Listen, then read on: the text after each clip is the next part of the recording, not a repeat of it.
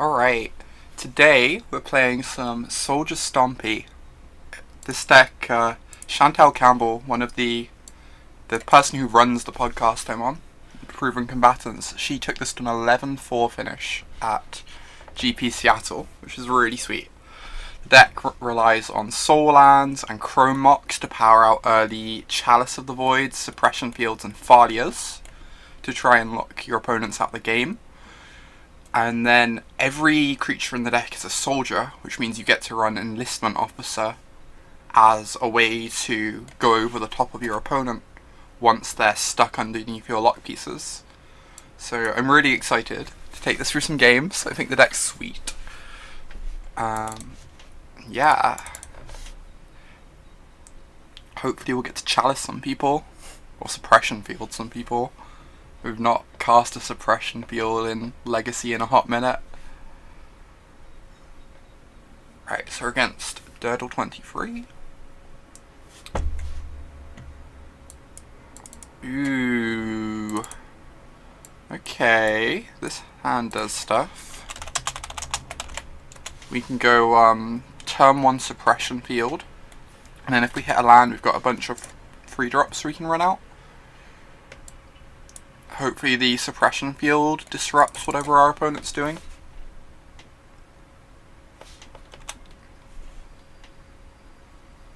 Alright, let's run out the planes.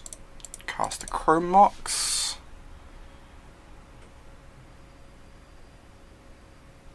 Really hoping our opponent doesn't have a Spell Pierce here. Like, losing access to the second mana would be kind of brutal. I'm not really sure what we're exiling. I feel like it's probably the Enlistment Officer. We've got like a backup one.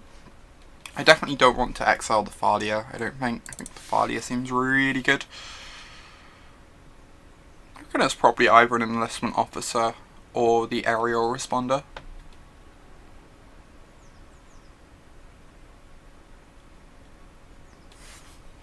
Right, opponent, you gonna interact with my card?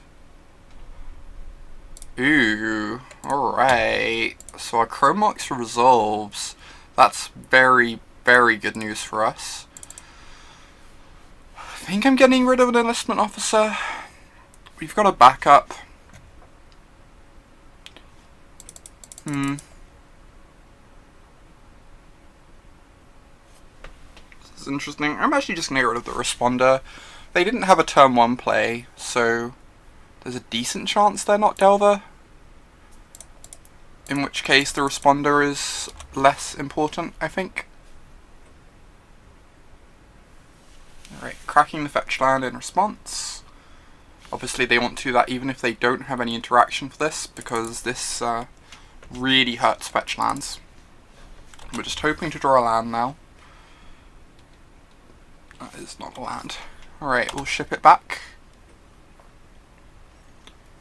So as long as we draw a land next turn, we're still in a good position. The problem is if we take too long to hit our land, then our opponent will be able to like start paying to sacrifice their fetch lands and get their mana online. So we're at risk of giving them too much time here. Cavern is beautiful though, because it plays around counter magic really nicely. I think I'm just going to get my Preeminent Captain into play. I think that has like a lot of upside, since it can start dumping Enlistment Officers into play for us.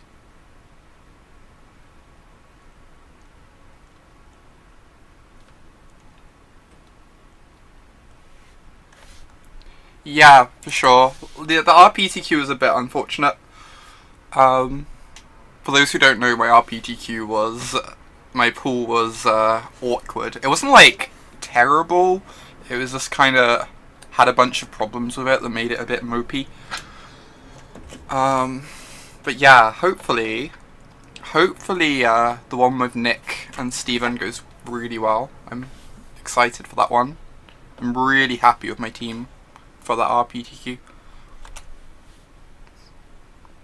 Alright, so if they have a Jace, that's a problem. They could just like bounce the Preeminent Captain, but apparently they don't have a Jace. Ooh, they're gonna set up a Terminus. They got to Brainstorm last turn. So they probably have a terminus they've left on top for our preeminent captain. Though honestly, if our preeminent captain 1-for-1s with a terminus, I think that's probably a win for us. Yeah, Stephen Murray. I've teamed with him for a limited event before, and we're pretty good friends, so I am excited to get to team with him again. I think No! I was going to put my Palace Jailer, so I could get my Phyrexian Arena of a kind online. Oh, you're right, Phil. I've not played with this card in like 3 years or something. You're completely correct. Jace couldn't minus. This card actually really hurts Jace.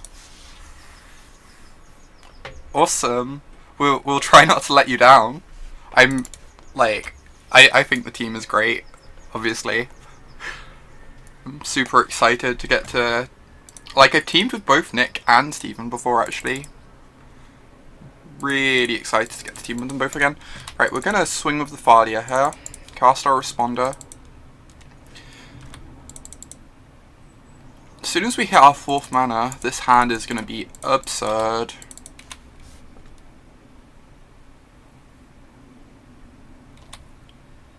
Right, Snapcast is actually a bit annoying. Like, if they have enough stuff like this, it can make the Palace Jailer a lot scarier to cast. Bye-bye, Thalia. Right, let's get down our Aerial Responder. Just keep slogging through these removal spells.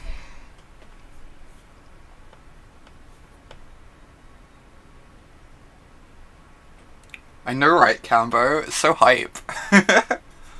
It's so sweet that Chantelle put up a good performance of this deck.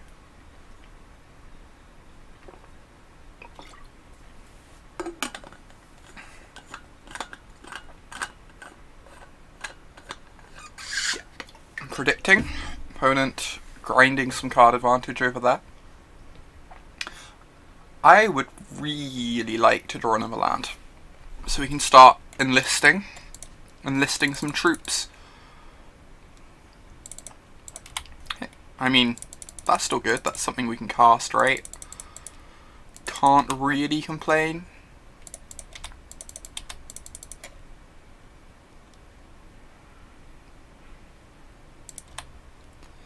And because they predicted, we know that they don't have a terminus on top, or like they don't have information of having left a terminus on top. So I'm just going to run out another free drop, keep pressuring them.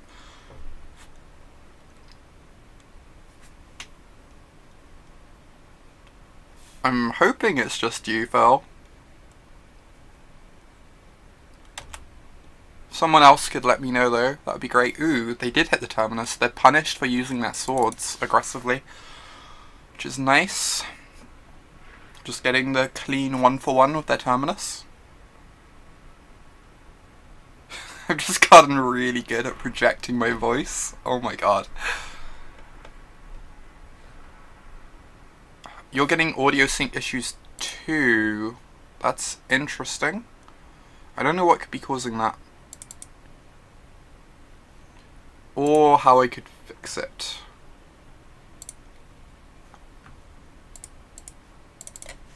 That's probably going to be something that's really hard for me to fix midstream. Audio sync issues, Twitch.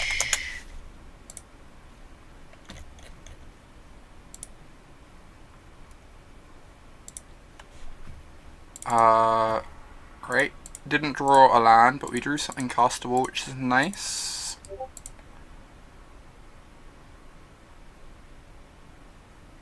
Okay. Tonight I will look into what could be causing them and get it fixed before Thursday. I almost want to get another recruiter, but I guess I should get Little Thalia.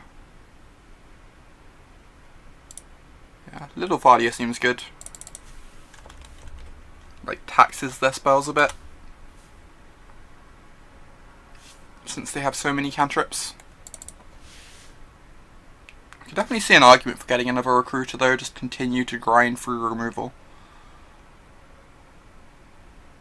I'm a bit scared of search for a scanter specifically, but otherwise I think we should be able to like get out of this situation okay with another land.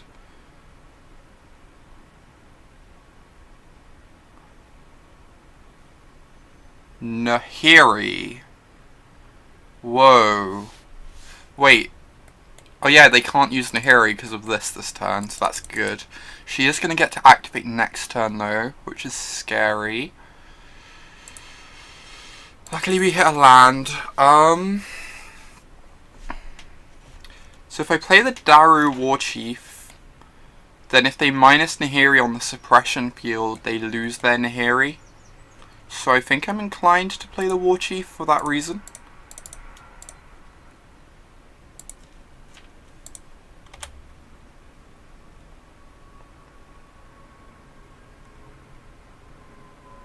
And then we can attack Nahiri down to 2.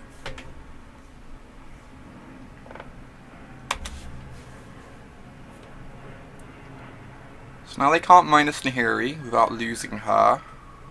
Monastery Mentor is quite terrifying. I do have this Palace Jailer for it, but they're gonna like possibly get a couple tokens out of the deal.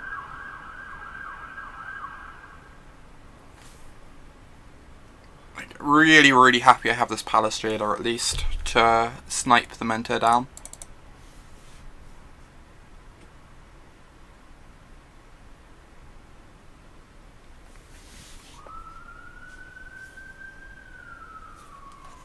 How many swords are they through? They're through 2 swords? Okay. So next time we're going to be jailing the Mentor and swinging our 2/3s at Nahiri. I guess if they don't chump with the Monk, then they lose Nahiri. Ooh. Found a dual land. So they could very easily have a another swords or a cantrip here to punish us attacking, but I'm pretty sure... Wait, what? It didn't use the soldier mana. That's so stupid.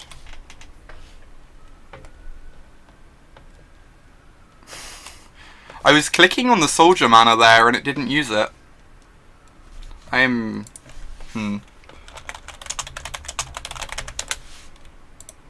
might have to file for reimbursement on that one because that's really obnoxious.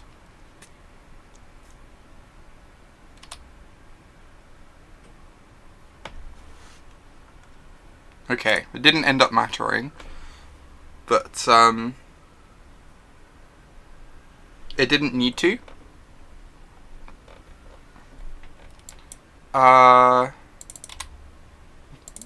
What do you mean, Phil? Like, I wanted to make sure my jailer was uncounterable, right? I know it only costed 3 mana, but I thought I was clicking on the soldier mana. Anyway, let's swing both of these at Nahiri. They can trade a monk for my Warchief, but we get Nahiri back down to 2, which I think is worthwhile. And if they do that, then they lose one of their monks, which is good.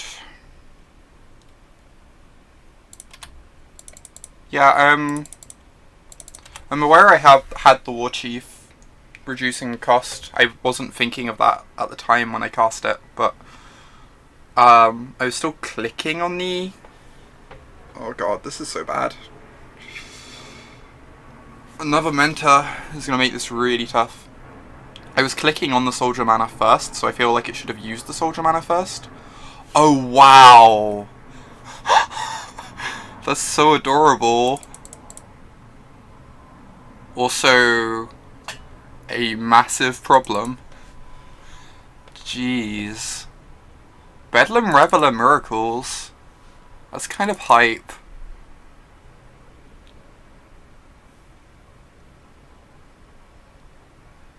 Right, they're trading the monk for the jailer. We have to block here because we don't want them becoming the monarch.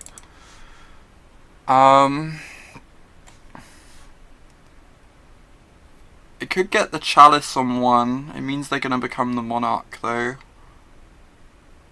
I guess there's not really much way to stop them becoming the monarch.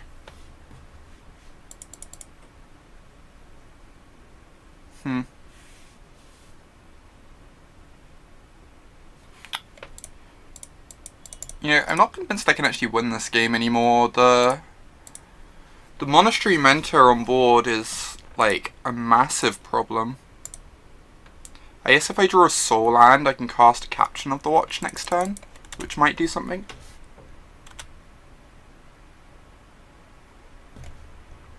Let's just discard this and this.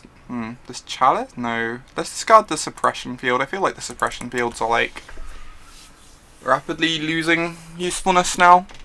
The opponent has so much mana.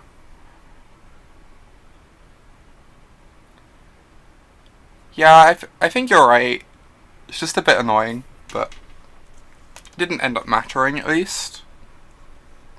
Right, counterbalance. That doesn't do very much against my deck, which is nice. It does get them another token though.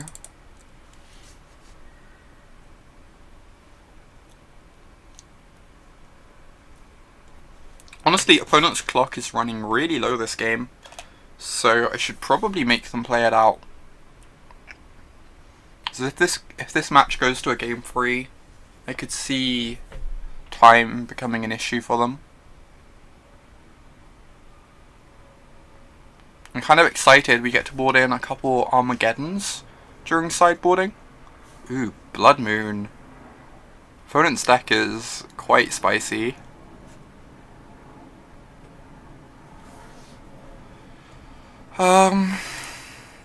We're on 31, jeez. I guess we're just taking this then.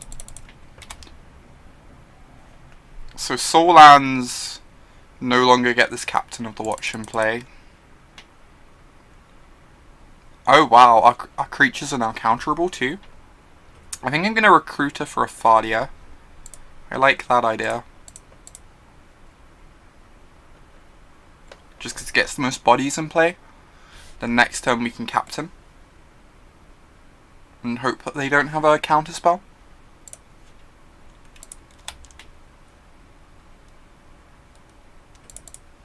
They reveal a force, jeez. So our captain's going to get countered next turn.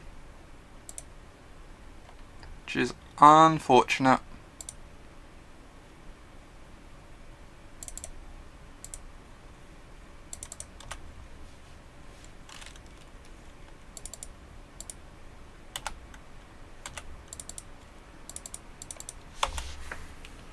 Right, so obviously we're likely very dead here, but I'm just making them play it out since their time is running really low for a game 1 compared to ours.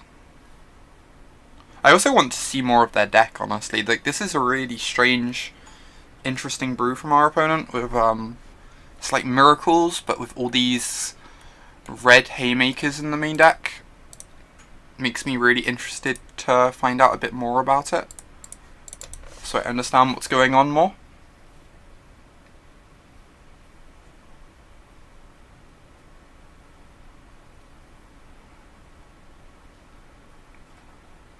Right, so they cast a Jace. I wonder if this is like, I know Joe Lissette was saying he played like a control deck in the PTQ in Seattle where he only had 1 Terminus in his main deck and 1 in his sideboard, and like had some haymakers in the main deck. So this could be working on a similar principle, right? Right, they're attacking with the Reveler. I'm just gonna take it. I guess I'm just gonna cast this Captain of the Watch. It's probably going to get forced, but if it doesn't, like if they didn't have another blue card in their top, like, 3 cards. Cool, they do have the force. Exiling another counterbalance.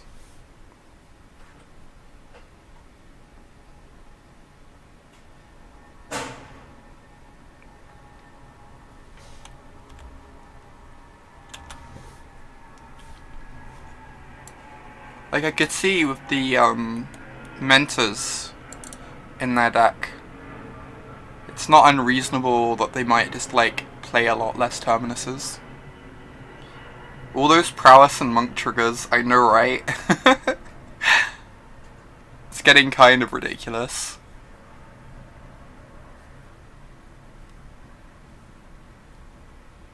I'm so hyped to board in Armageddon. It's gonna be amazing.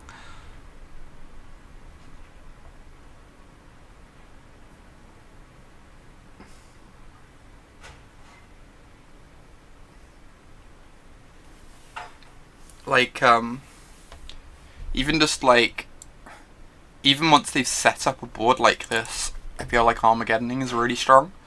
It just sets them back to not being able to, like, cantrip, to turn on their mentors and get their prowess triggers.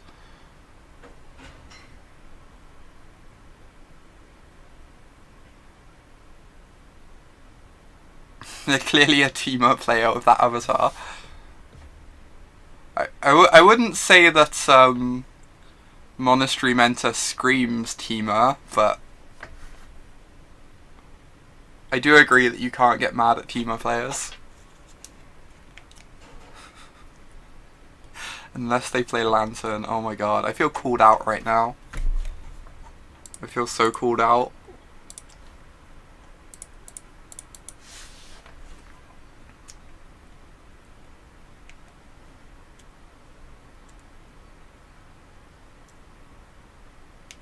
Yep. Ooh, they do have a Search for Scanter, that's nice to know about. And a second Blood Moon.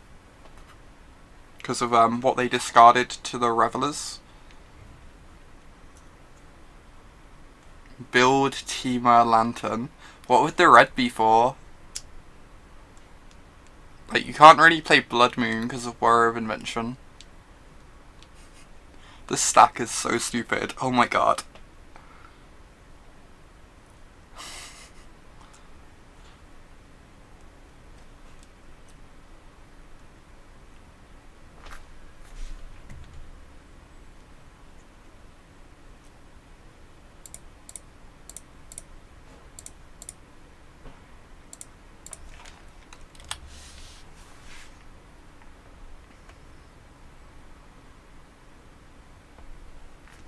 Right, so opponent has destroyed us somewhat,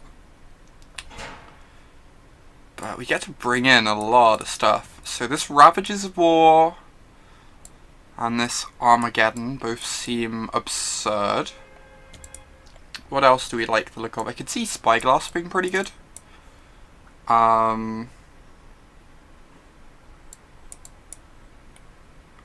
Like, I don't think Rest in Peace is good enough. I don't think Holy Light is good enough.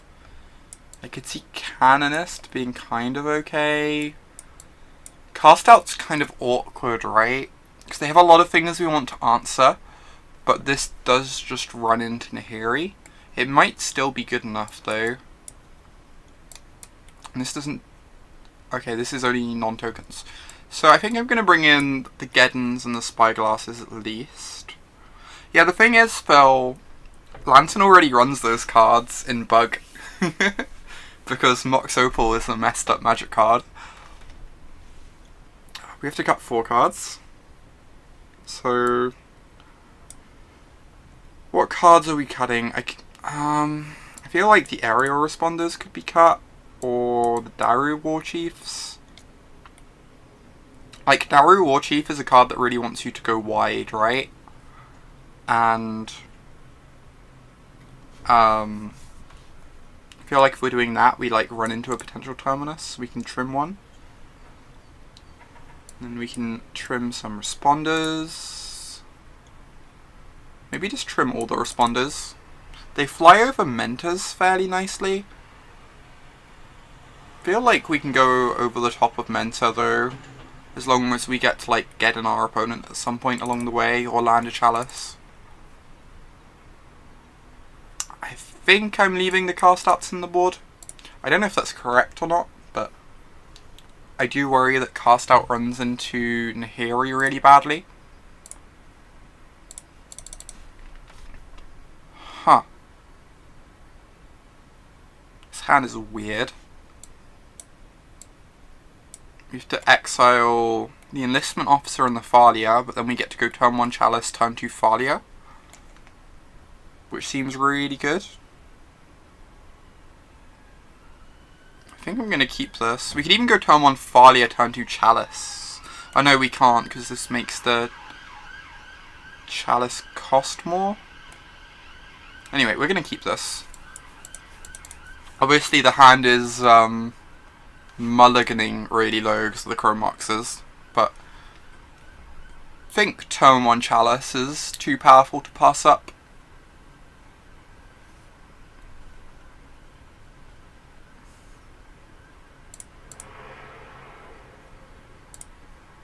Alright, let's get rid of this enlistment officer.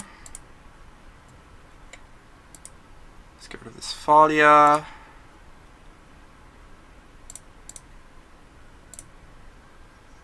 Cast a Chalice. Awesome. Chalice sticks. That is great news. Because that deck definitely has a lot of 1 mana cards. Ooh, we have the Caracas to protect our Thalia, should anything untoward happen. So I think I'm just running out the Thalia here. I could certainly see Spyglassing to trap them on, like, fetch lands. But getting the Thalia down seems pretty great to me. Potentially stops them casting a Searcher's counter this turn if they have one. Alright, swing of our 2-1.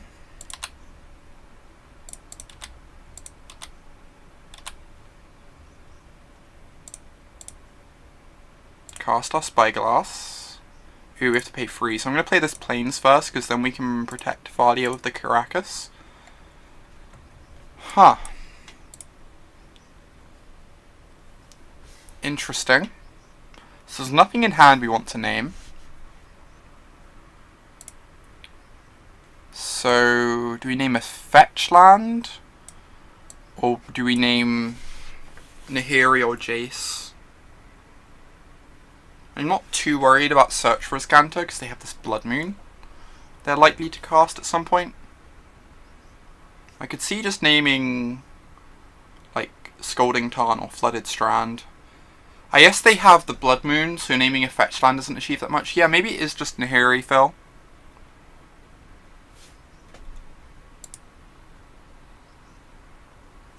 Like, Jace is also reasonably scary, I guess. But I think I'm pretty happy naming Nahiri here.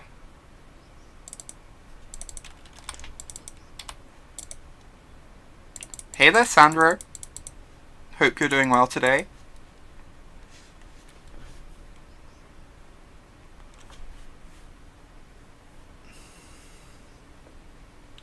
No! A Terminus? So if they cast this Terminus, we get to return Thalia to our hand and recast her, which is great. Since they don't have a force in hand, they're not going to be able to counter her when she comes back down. Ooh. That one's exciting. Like, getting the Thalia in play is really good too, but I think I just want to enlist some troops here. Oh my god. Casual draw 3?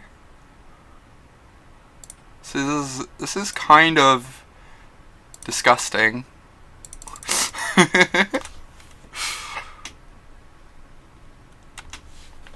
Okay, I'm a combat. I've been enlisted into liking this deck. Counterbalance. Right. I think I just want to Jailer here, get my Phyrexian Arena online.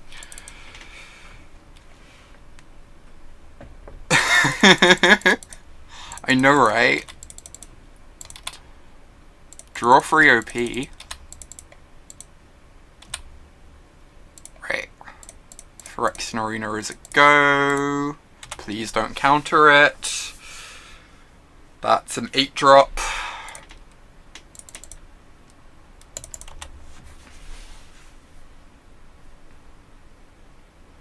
Okay. Guess I'm just swinging with the team.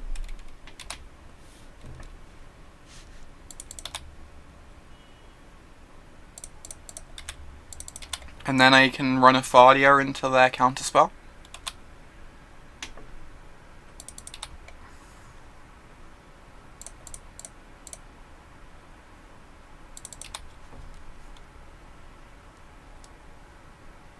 Cool. Scalding Tarn. It's going to put their Blood Moon online. But I'm not really too scared about that at the moment. How many Thalias is too many? I mean, opponent has to get through these somehow. Ooh, draw another land, so we can actually build up to this captain. This is delightful. I'm so happy I decided to play this. This is such nonsense. City of Traitors. Well then. Other soldier creatures you control get +1/+1 and a vigilance.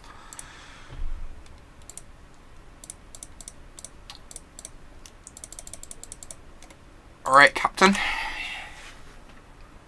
Guide the way. This deck is hilarious.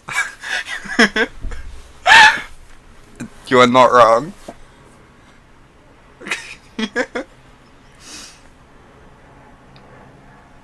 So I assume this is getting, like, countered in some fashion? No. Oh, they just wanted to shuffle away the swords, because it's not enough. That makes sense. Let's hit our opponent for 9. They have to find a terminus. Sick. Wow. That was something. Right, do we want to change anything? I still think the cast outs are just kind of awkward against Nahiri. They probably, I don't know, it's possible they only have the one Nahiri in their deck. Oh! You're right, Phil. Sorry. That would also make sense. That would also make sense. The fact that they couldn't even cast the swords.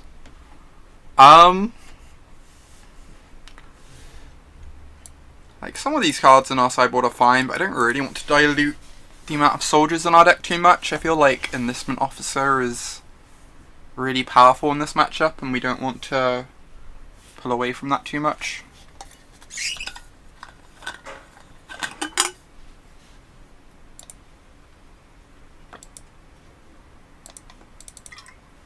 Alright, so this hand has turn 1 Spyglass into either a field or a recruiter. I think this hand's good enough. It's obviously not nearly as exciting as our last keep, but I think this is better than mulling. It does do stuff.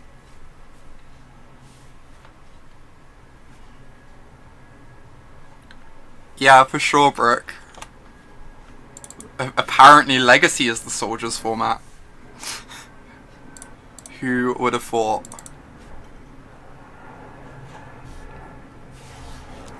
Goblins, yeah, Goblins is looking like kind of sweet now with some of the new additions. I'm slightly terrified about Chain Whirler in Standard. That card seems completely ludicrous.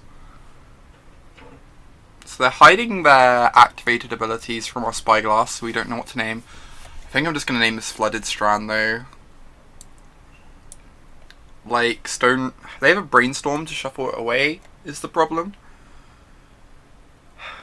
But at least that, like, forces them to use up the Brainstorm. I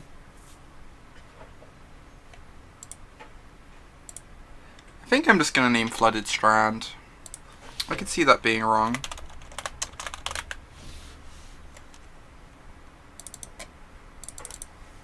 Like, I feel like most of their Planeswalkers are like 1 or 2 obs though. Whereas this does, like, kind of mess with them a bit. Yeah, because now they can't sacrifice this.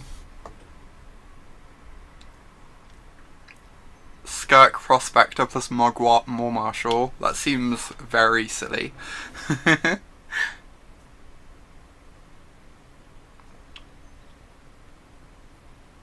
Right, so we get to untap and do something else, which is nice. Oh wow, Thalia? That's such a good draw. Like, I kind of wanted to do this turn, but now I'm just gonna play Thalia. I think that seems great.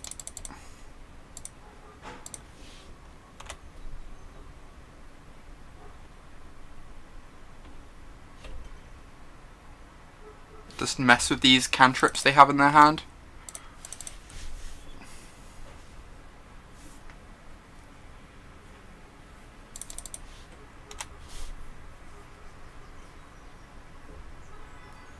Okay. So they found one land. As long as they don't get to this mentor, I think we're pretty happy. If they do get to this mentor though, things get a bit more tricky. We're certainly able to go over the top of the mentor, but it's going to be hard. Like with Thalia slowing down the mentor, and enlistment officer maybe helping find us a jailer. Suppression field. Suppression field makes it... If we double suppression field, I guess we can't because of Thalia, so we should just enlist this turn, right? That makes sense. Because of Thalia, we just want to enlist this turn rather than just cast the one field. If we could cast both fields, I think I'd do that. Because then we can lock them on a third land, potentially. We turn off their fetch lands. Oh wow, draw 3 cards.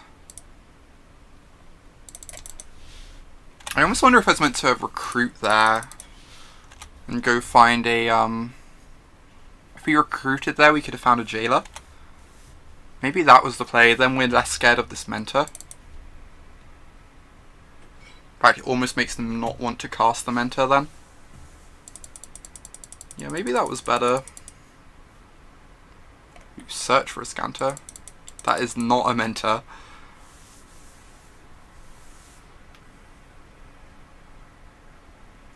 So we can hit them for 4 here. And then we can recruit for... What's it called? We can recruit for a jailer. And... get down a suppression field. Yeah. Cavaterinus. Apparently other people are having that issue too. It's a bit hard for me to fix midstream though. So, I'm probably going to have to look into it tonight to get it fixed.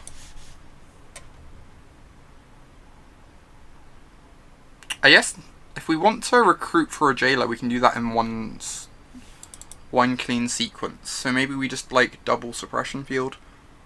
I'm definitely getting one suppression field down no matter what. I'm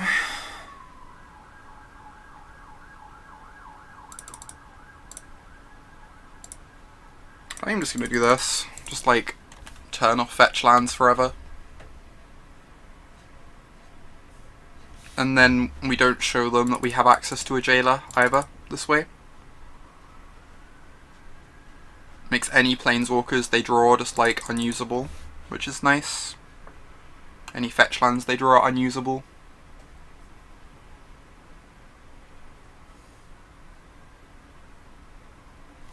Also shuts down Ascanter. Makes that card a lot less scary. Alright, so can attack for 4. They can't fetch in response, Phil. We have a Sorcerous Spyglass.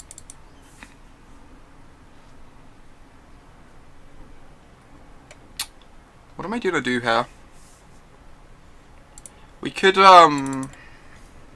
recruit for a Daru War Chief. Then they take 6 and they're dead on board next turn. I'm a bit worried about activating these Ancient Tombs too many times more though. I might just cast a Recruiter and do nothing else. Or cast the Preeminent Captain, maybe. Like, we only have so many activations of these left. And I don't want to, like, randomly die to them flashing in a Snapcaster.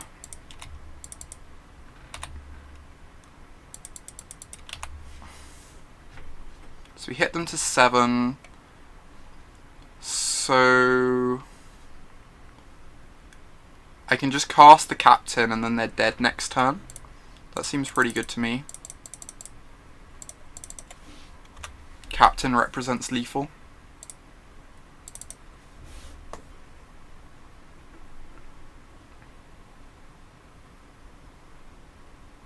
Ooh, they get to scry a card off the top because of their Brainstorm. Which is kind of something. Then they're going to have the extra mana from a Scanter flipping. I'm not sure it's going to be enough though. We have lethal on board and we have a lot of lock pieces down as well that are stifling what they can do. They could have a Terminus. If they have a Terminus, it's annoying for sure.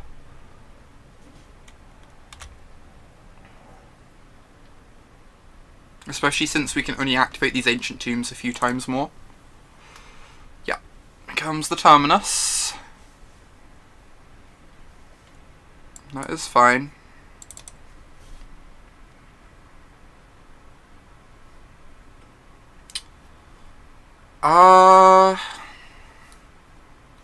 Right, I think I'm gonna recruit for a Palace Jailer and then use Cavern to cast the Palace Jailer. We're gonna go down to 6, but then we're gonna be drawing lots of cards. And should just be able to overwhelm them with card advantage. I think that seems really good to me. So we find the Palace Jailer. We play the Cavern, naming Soldier. I might just get down this Chrome Mox now, whilst I'm at it. Since then... Oh, we don't have a Thalia in play. I didn't even have to tap that. Okay. Derp. We can exile this Thalia. We'll probably find another one soon enough anyway. Tap this for white. Cast the Jailer.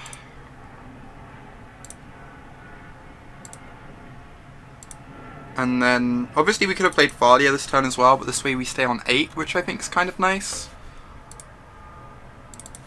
Gives us a few more activations of these Ancient Tombs, and now we've got a Phyrexian Arena in play with our Palace Jailer.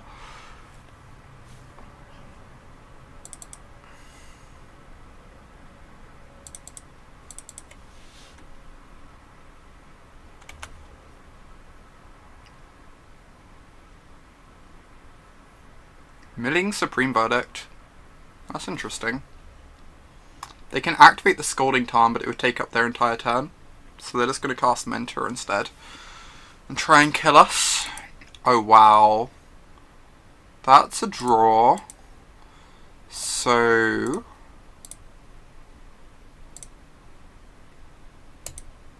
let's cast our Captain.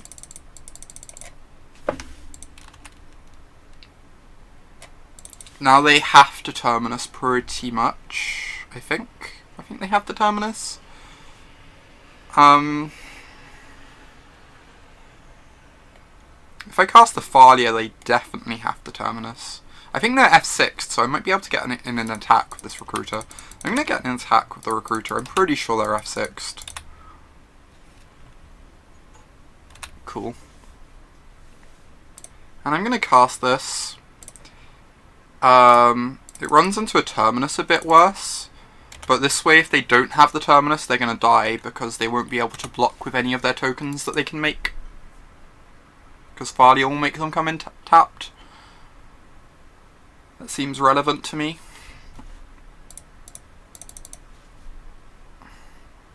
Blood Moon. So now their fetches make mana, which is good for them. Maybe they have a Bedlam Reveler here? No. Wow. That was a weird match. Opponent on like 3 color control. Almost doesn't quite feel like Miracles because they didn't have that many Terminuses even. That was kind of sweet though. Like, Soldiers showed that it can grind. With these enlistment officers and these palace jailers, you draw so many cards. Yeah, that was sweet, Phil. I really, really enjoyed playing that match.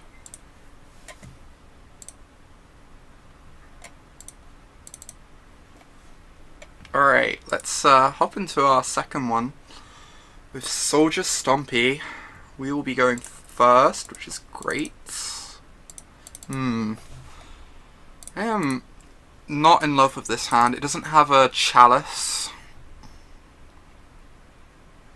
And it also doesn't have a Suppression Field or a Thalia. It's going like turn 2 Responder, turn 3 Officer. It has like pretty good mana, but I'm gonna mull this, I think. I think this is a bit slow. Wow, this is way worse. Okay. Yep. Understood, deck. You did not want me mulliganing. You did not want me mulliganing at 7. I get the message. Okay. Strong. Ooh.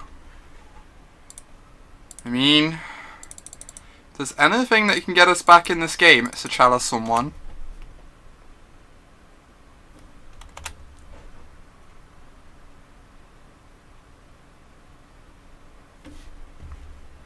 Now we can cast our Thalia.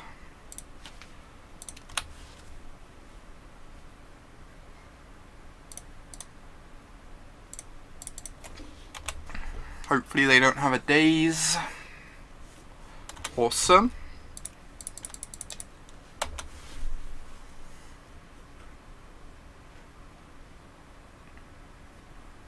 We're not allowed to play lands. God. We have this suppression field for when we hit another land drop. I guess we need 2 land drops because of the Thalia.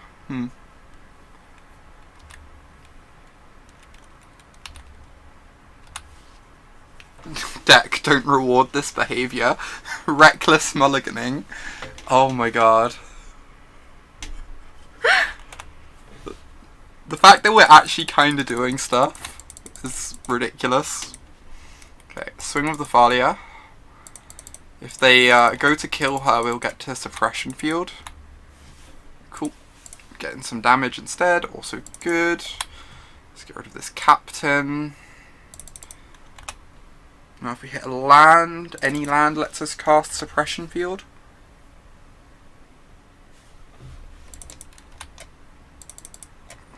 What is opponent playing?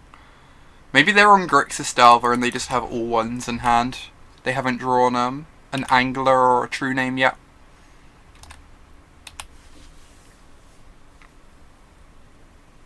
That would make the most sense, wouldn't it? They're on Grixis Delver, they haven't drawn a Pyro, Angler or True Name.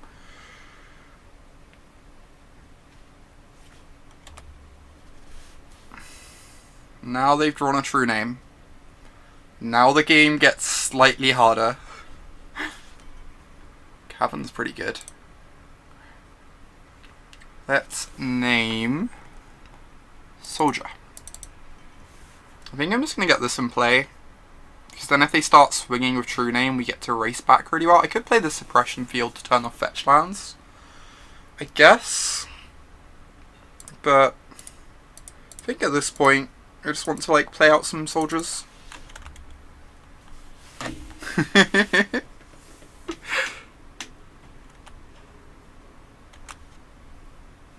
This Chalice is doing some work. Another preeminent captain, okay. think at this point I can cast the suppression field.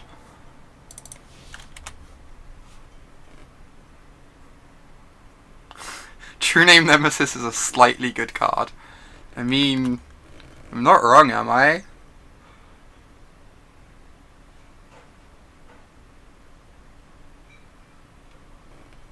I don't know how we get through the True Name, if I'm being, like, completely honest. I guess a Daru War Chief would make this into a 3/4. But this would still just be a 3/3.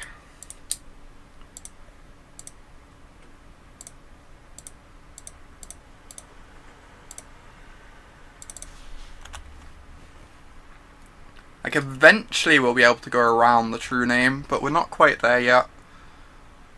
I'm kind of sad we don't have this Captain of the Watch anymore. Wow, opponent is so done with this game. Easy multi-4. Easiest multi-4 ever. Did anyone doubt for a moment I would win off that multi-4? Oh my god. Oh, that is still just, like, the most ridiculous thing that's ever happened to me in, like, the top 8 or top 4 of a tournament, Phil. That was so absurd. So what am I boarding in here? I'm against True Name Nemesis, so I want these Holy Lights. Because, apparently True Name is not a white card. Other than that, I'm not sure what I love here. Like, these seem kind of bad. Sorcerer Spyglasses could be okay. These can name Deathrite. This could be okay. We're definitely bringing in the Holy Lights, though. The Aerial Responders are really nice here, because they block Delver of Secrets. I could see taking out a Daru War Chief, maybe, again. Just having the one we can tutor for when we need to. And then maybe we could even, like, trim a Captain of the Watch. It's pretty good against Young Pyromancer, but I feel like we're pretty good against that anyway. We're boarding in 2 cards that deal with Young Pyro really cleanly too. And this is just, like, really expensive and slow against Delver. I guess it's a really good thing to put in a Preeminent Captain though, huh? Maybe we just, like, get rid of a Recruiter? I'd rather get rid of one of these than a Recruiter though, but Recruiter's also pretty slow. We can do something like this. Just bring in the 1 Spyglass for Deathrite. I don't think Spyglass is always going to be that good, but I could see it mattering some games that we can shut down Deathrite with it. This hand is quite acceptable. Get to go turn 1 Thalia. Turn 2 Officer.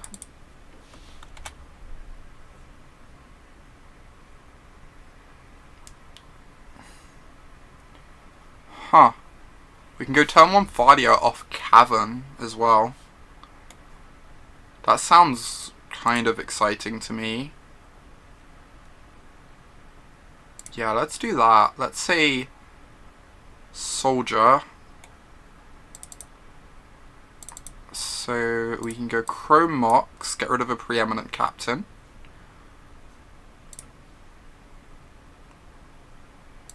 Chrome Mox, get rid of one of the redundant Thalias.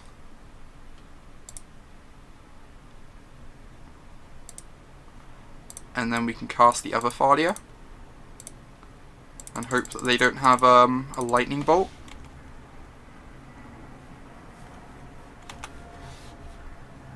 Then next turn, even if they bolt this and wasteland this, we still get to cast Officer, which is really nice.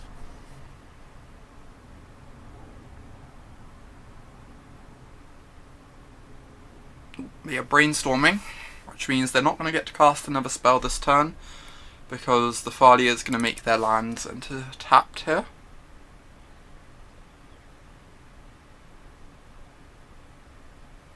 We draw another Enlistment Officer. That's kind of great. That is kind of great. Right, start beating down with our Thalia, since they're almost certainly flipping the Delver next turn, having brainstormed.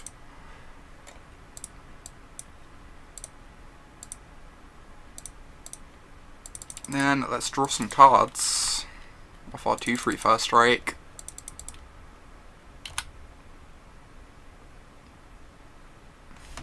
Draw a card, but hey, we've assembled a loop. We've successfully assembled a loop. Enlistment officer for enlistment officers all game. Our ancient grudge. Okay. It's going to take them a while to do that though, because this comes in tapped this turn because of the Thalia, the land it would find. So the Ancient Grudge might be a bit slow here. So we can attack for 5.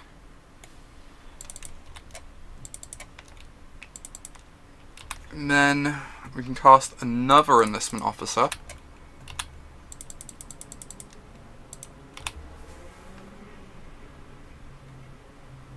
So we have 1, 2, 3, 4, 5, 6, 7 mana. Okay. Let's play out the city. Because that way if we brick on a cheap soldier, we don't end up hurting ourselves off the Ancient Tomb. Another Thalia. Well, we can't cast that, but having backup isn't the worst. Well, we're going to crack their Misty and slowly assemble some mana. Whilst they die to our army of First Strikers. This turn they can Ancient Grudge Chrome Mox potentially, but that's not really achieving very much. It's very slow. Ooh. Young Pyromancer's decent.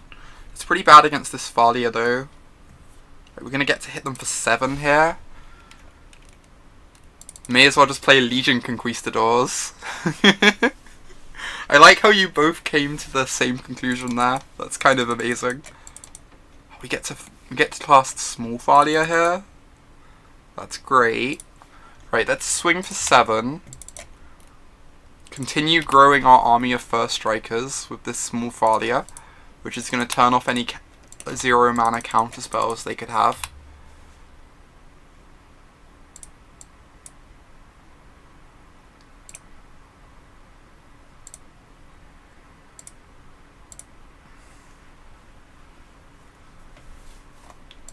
Oh, I didn't realize Conquistador was actually a soldier as well. Huh. Now, like, you got me kind of tempted. Cast another officer, which they can't counter because of this Thalia. Draw 3 cards, because magic is great.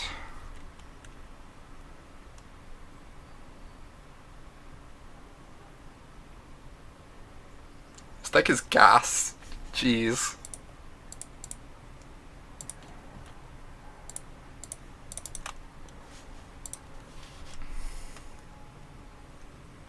Like, somehow they have to deal with this wall of First Strike. The Thalia means any tokens they make come in tapped. This Thalia stops them casting too many spells. This opponent seems kind of screwed here. Autumn goes to check if Squadron Hawk is a soldier.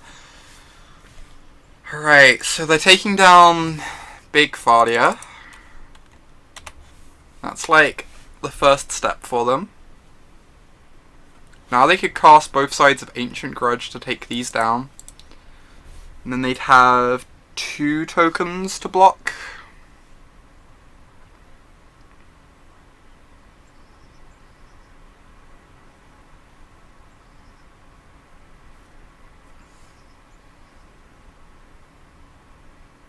Oh, True Name. That one's... Well, we have this Palace Jailer, don't we? So the Palace Jailer's going to leave them dead on board.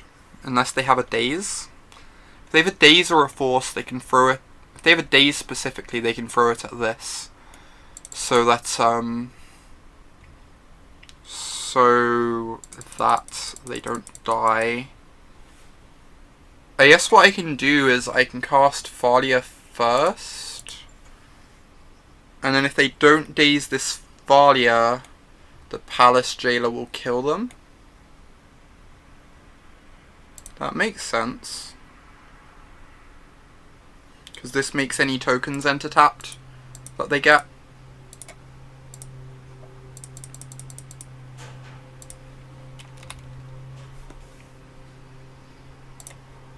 I guess if we wanted to do that a better way, we could have cast Small Thalia, because that would have locked them off counter magic too, but then if they daze her, we still get to cast Palace Jailer. Whereas the way I did it, if they daze Big Thalia, we don't get to cast Palace Jailer. So, like, small sequencing issue, but hey, 2-0 with soldiers. Unbeatable deck. No one has ever beat soldiers in this entire league. Deck is clearly unbeatable. We're on the draw though.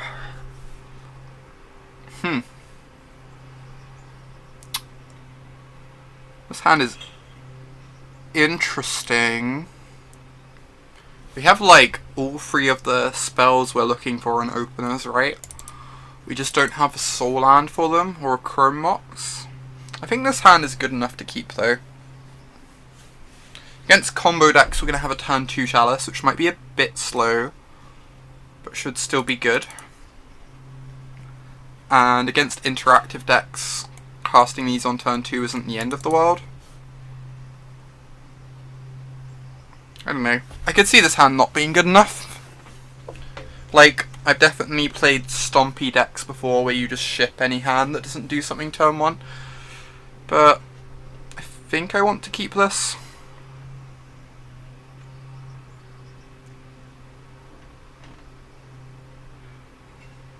Right. If we don't draw anything to do this turn, we're just going to play Caracas and say go.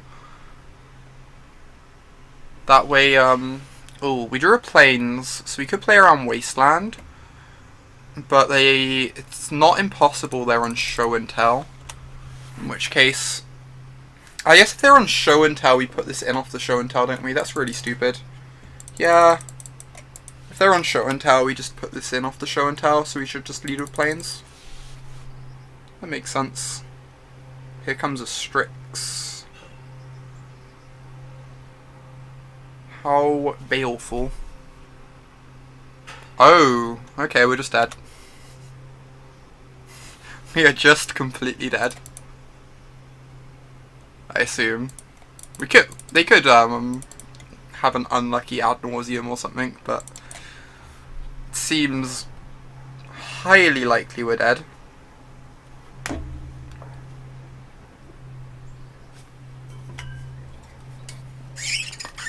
So, punished for not keeping a hand that did something turn 1, but that's fine.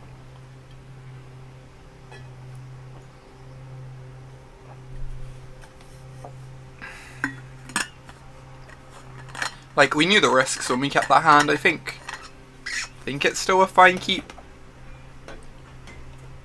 Just because against the fair decks it has a lot of redundancy of decent early threats. Untamed Kavu. Oh wow, that seems disgusting, Cambo. The Untamed Kavu. Is that gonna petition for Tendrils and we die? Yeah. Okay, let's look at this sideboard and see if we have anything.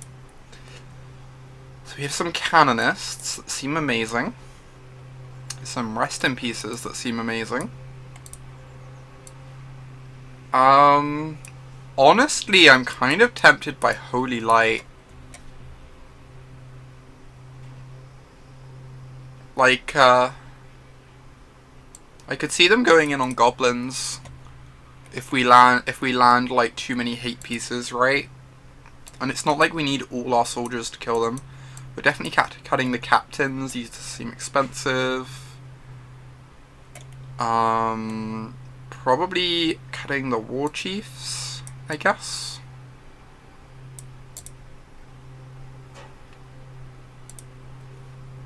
What are the final two cuts? I kind of like the responders gaining us life, getting us out of Tendrils range. They're pretty good against goblins.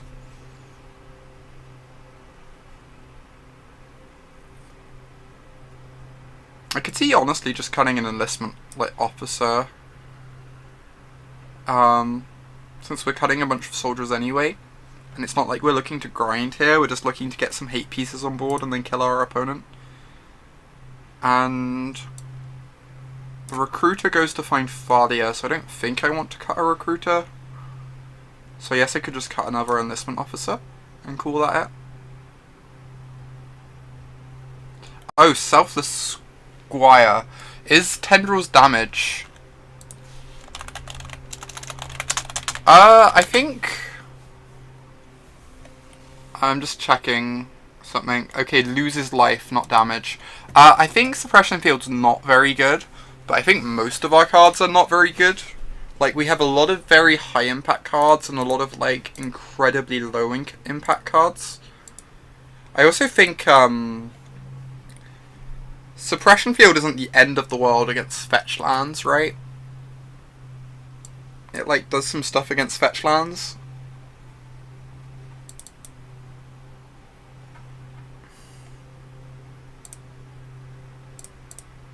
Right, let's get rid of this Suppression Field. Get down the Chalice on one. Next turn we get to play a Canonist, and then we can recruit her for a Fadia. And just, like, lock our opponent down as much as humanly possible.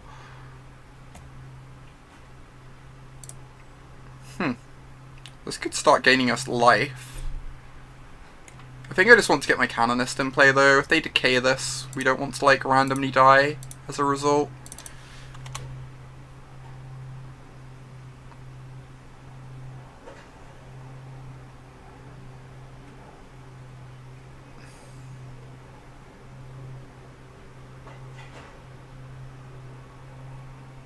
Okay, 2 hate pieces in play.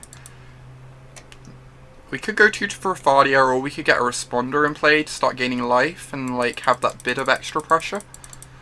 I'm not sure which is better, to be honest.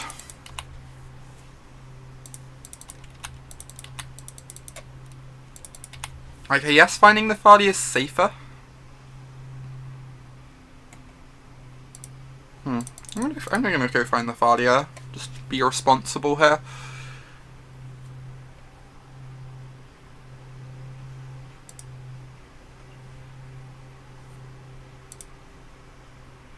So we get Fadia, Guardian of Thraben. Next turn we get to cast her. I'm just gonna close the window a sec. Back in a couple seconds.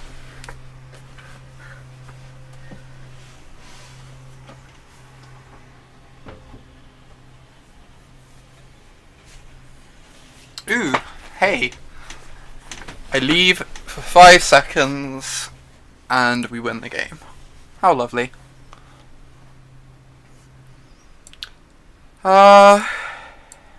It's definitely true that these suppression fields aren't great. I don't know if like the Daru War Chiefs would be better just because they can speed up our clock randomly. Like we're going to be on the draw, which makes the suppression fields worse too.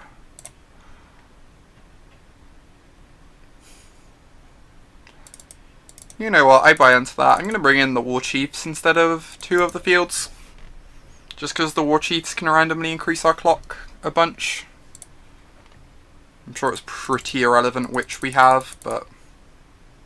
Right, so this hand has a turn 2 Fadia, that's kind of slow. Has nothing else. Doesn't even have a Chalice. It doesn't care about Duress, which is nice. I think I'm gonna mull this. Right.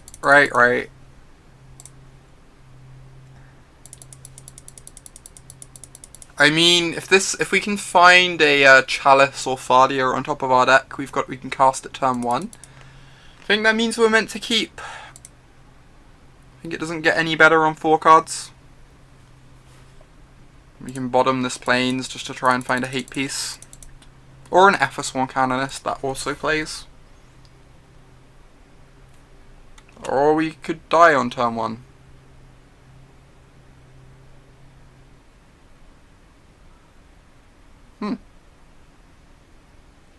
Okay.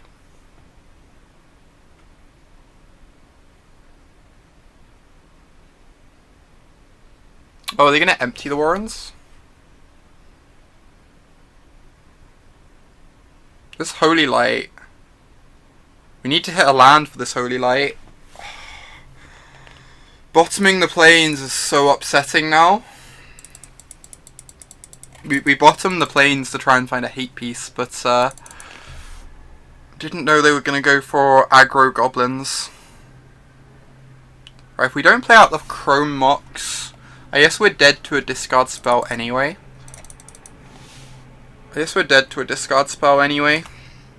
Because we lose our Holy Light. So... Right, we need to rip a land, or a Chrome Mox this turn. Thalia buys us a turn. Thalia would buy us a turn, because it would block a goblin. Or an FS1 Canonist would buy us a turn. Rest in peace. No. That's a bit heartbreaking. We had the answer in hand. God. Upsetting. So close. So close to beating the empty for 10 goblins on turn 1. Oh, soldiers, still 2-1. Cannot complain. Yeah, that was a bit upsetting, Phil. Especially after we bottom the plains. It just makes so much sense though, I think. Like, we want to find something that interacts with them. And, we didn't know that the Holy Light would be the thing that would be interacting with them that game, and that we needed the land. Clearly should have mulled to 4. I think that's a fine keep on 5. Just because you have the 2 mana on turn 1, it means you're drawing really live towards a hate piece. Deck clearly rewards reckless mulliganing. Hey, this is how Stompy decks work. When you play a Stompy deck, you accept you're going to mulligan a lot to find hands that actually do stuff in a reasonable time frame, and that is fine. Oh my god, this hand is absurd. This hand is so dumb. Turn 1 Chalice, turn 2 Jailer.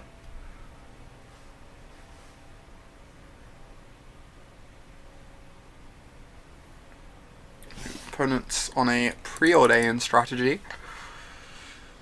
So Chalice is going to be pretty nice. So I'm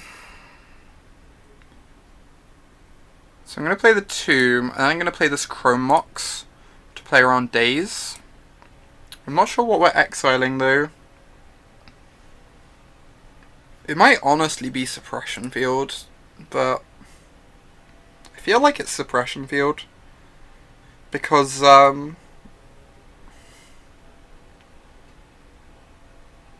because they're going to get their second land into play anyway.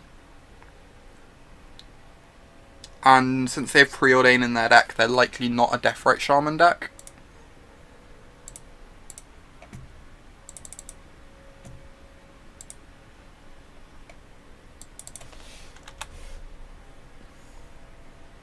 Right, let's stick this Chalice. Awesome. Chalice resolves.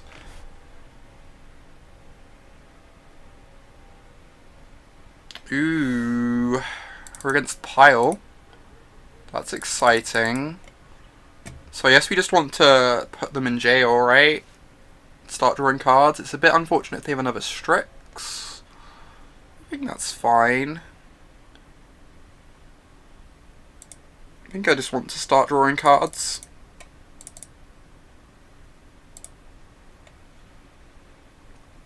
This probably has to be forced if they have one. They didn't force the Chalice, so they clearly just drew the Force in the last 2 draws.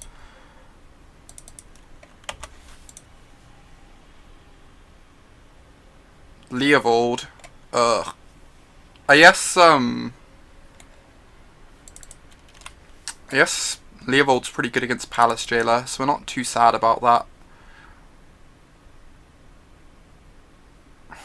What do I want to do here? I'm a bit scared of Jace, so I could see just sticking Thalia for that reason. I kind of like that. Yeah, kind of like the sticking Thalia. It's a bit awkward we can't hold up Caracas and not take damage off our Ancient Tomb, but I think not taking damage off our Ancient Tomb is more important.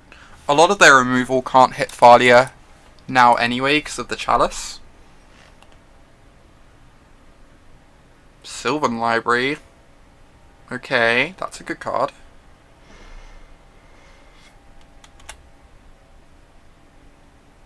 Daru Warchief. So we can cast this, hit them for free. We go down to 9, then they hit us down to 5. I'm a bit worried about going down to 5, if I'm being completely honest.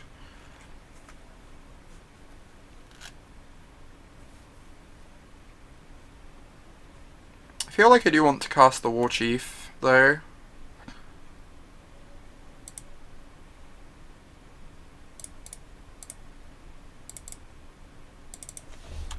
And I think I'm not attacking. It's kind of unfortunate because we really want to hit them because of this Sylvan Library being in play. Essentially denies them a card. But I think we need to hold back our Thalia so we can block the Leovold.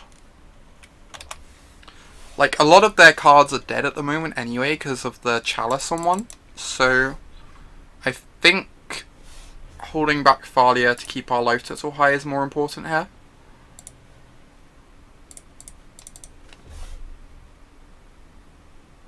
Oh, Abrupt Decay? Abrupt Decay would, yeah. Oh, they killed the Thalia so they can attack us. That makes sense. That's really annoying, but... So, they get to attack us down to 5. So our Ancient Tomb is looking pretty awkward now. We can cast both of these though. And then the aerial responder is going to keep our life total reasonable.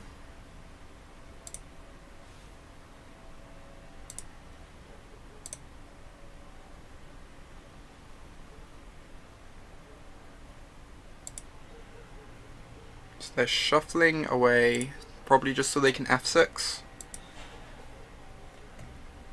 Right, Thalia Enlistment Officer is good.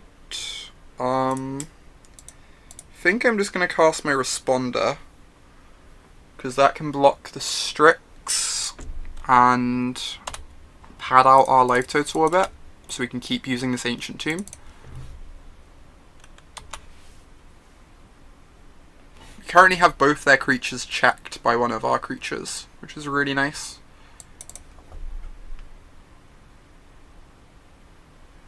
Alright, they're paying 4 to the Sylvan Library. If they have a Jace, that's annoying. They can bounce the Warchief, I guess. Oh, they bounced the Lifelinker, so that we can't block the Strix and gain life. We can still block with Enlistment Officer, though, which is nice. So we're going to go down to 2. Our Ancient Tomb's now dead.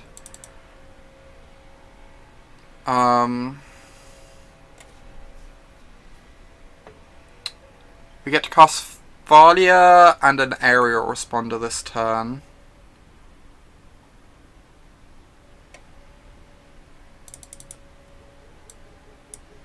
We can send the Enlistment Officer at the Jace. If they want to keep the Jace, they have to chump with Leovold.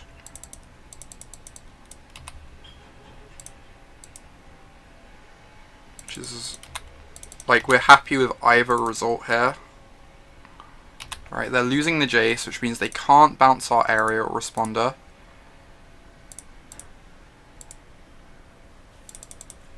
This Daru Warchief is saving us right now, letting us actually cast our stuff. Now they have to find another answer to this responder if they actually want to kill us. Like, it's probably too late for them to kill the Chalice. Unless they have, like, a fatal push as well, right? Like, killing the Chalice just leaves them, like, losing to our board. Okay, they're going to Abrupt Decay, killing the responder, I'm assuming, so they can, like, threaten to kill us next turn.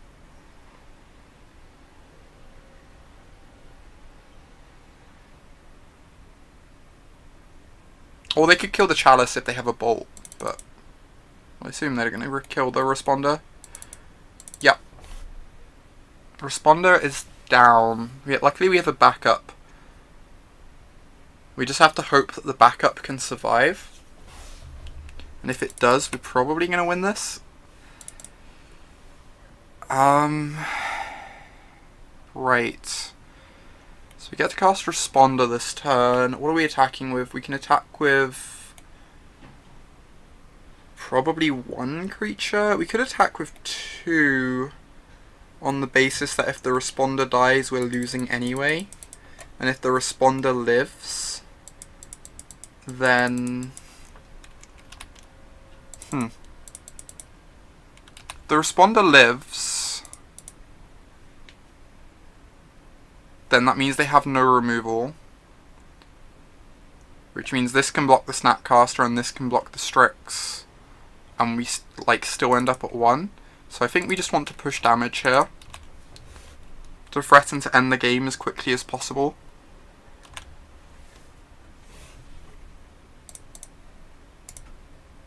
Get our Responder down. Right, so we're just crossing our fingers they don't have another Decay. Basically it's Decay or Jace they need to take down the Responder.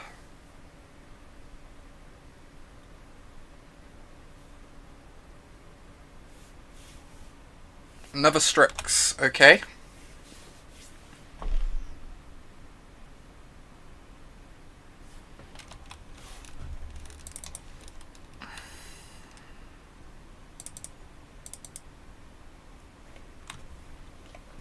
So they get to draw a card here, but it's a card they already know about from the library.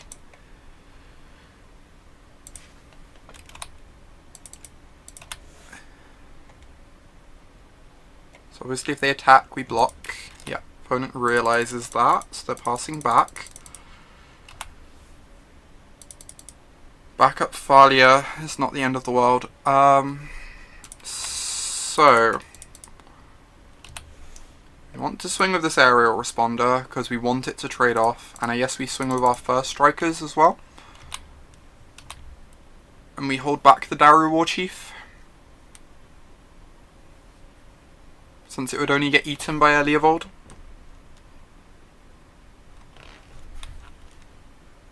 Oh wow. I guess we kill their Leovold, right? That seems great for us. Now we just cast another Thalia. Yeah, this is amazing for us.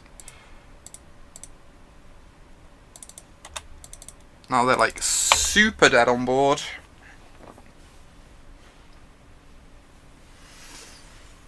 A preeminent captain even gets to put in an enlistment officer on attacks next turn. Awesome. I'm so happy we won that game. Down to 1 life at one point. That game was really close. So what do we want to bring in? I think we want the Geddon and Ravagers, since their deck goes pretty high on the curve. We haven't seen True Names. If we had, I'd definitely board in these Holy Lights, but we haven't seen them yet, so I don't think I'm going to board them in. Likewise, we haven't seen Goyfs, so I'm going to leave Rest in Peace on the board.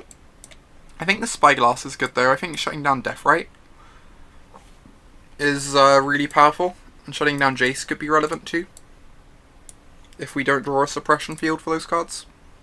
So these are the things I'm looking at. What do I want to bring out? Like, I feel like most of our creature base is pretty good here. I feel like Captain helps us go over the top of our opponent's plan. I could see Palace Jailer being a bit worse because of Leovold, but at the same time it also answers Leovold, which is nice. I could definitely see trimming one of these for that reason though. Daru Warchief was amazing in that game. I don't really want to cut it. This is kind of tough. I could see cutting some preeminent captains maybe, or some recruiters. I'm going to cut some recruiters. I think I want these responders.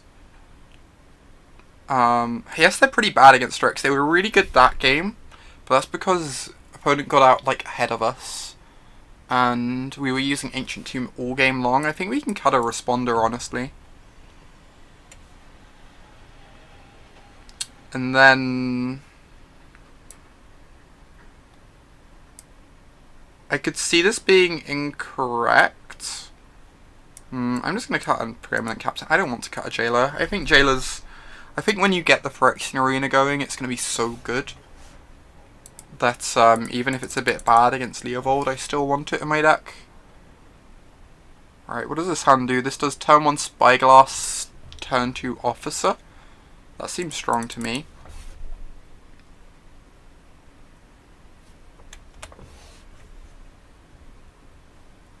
So, another Chrome Mox, not the ideal draw.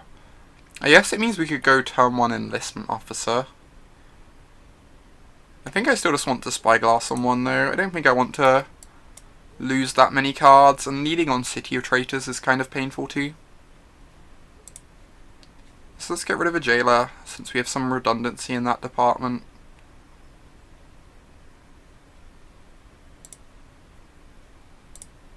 And get the Spyglass down. See what is going on in our opponent's hand. Obviously cracking the fetch, so we can't name it. Ooh, they're gonna hide their cards from us. That inclines me to just, like, name Deathrite Shaman, but... yeah, I think I'm just gonna name Deathrite Shaman. Obviously they don't have one yet, because they would have cast it turn 1, but... also their hand's pretty gross. Jeez.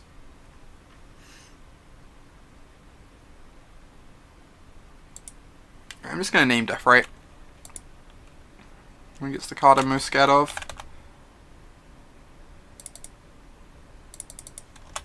I guess, I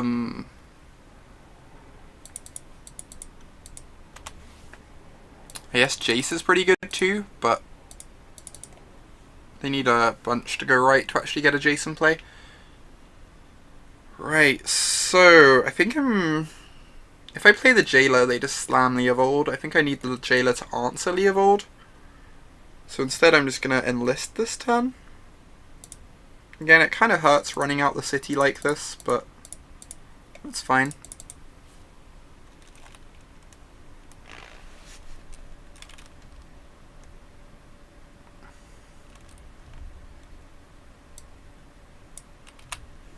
Alright, find 2 soldiers. Excellent. Pass the turn.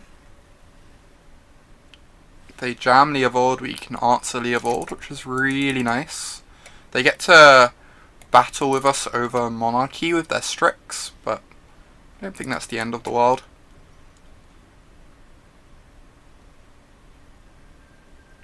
Assume this is a Leovold coming down. Oh, wow. That's aggressive. That's an aggressive Abrupt Decay. Okay. Maybe this is them setting up for a Jace. Since they decided to take our officer off the board. I don't know what to play here. I can't play Jailer because they have Leovold in hand.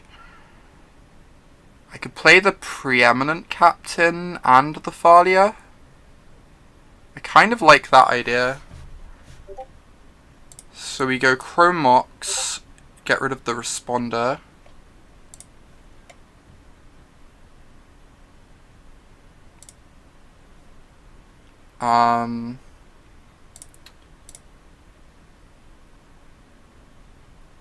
Play this, named Soldier.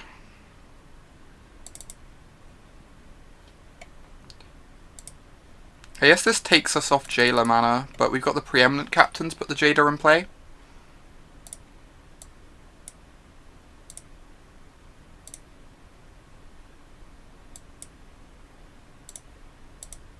And this stops them, like, ruining us with a Jace, which is nice.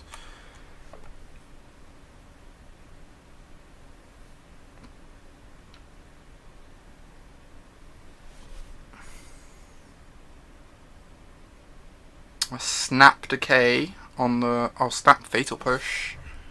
Killing the Preeminent Captain. The fact they're being really patient with this Leovold is hurting us a lot. Because it means this Jailer's just sitting in hand dead. Like, I almost wonder if... it's just such a problem running out the Jailer here, because then they just get to hit us with the Baleful Strix forever. I guess I could Jailer the Strix.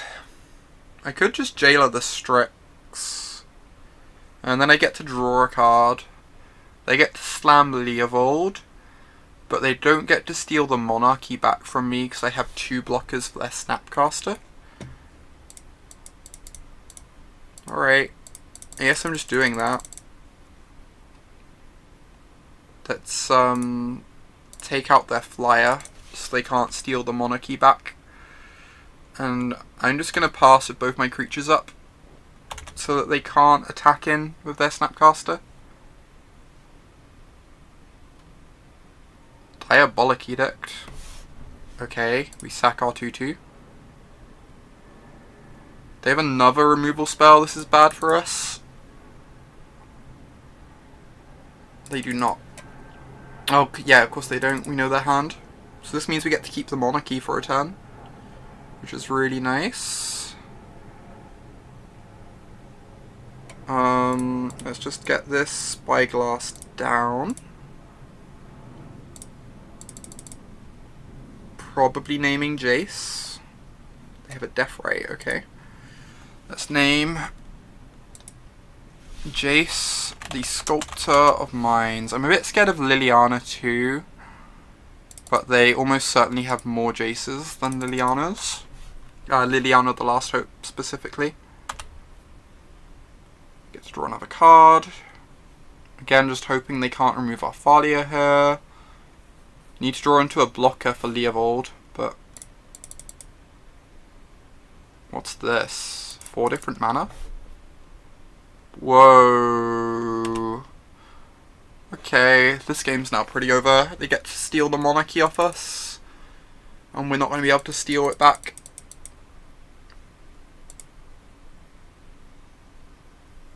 Yep. They even have another Strix here, so the responder doesn't steal the Monarchy back either. I'm going to keep playing for another turn or two, because we could draw Armageddon.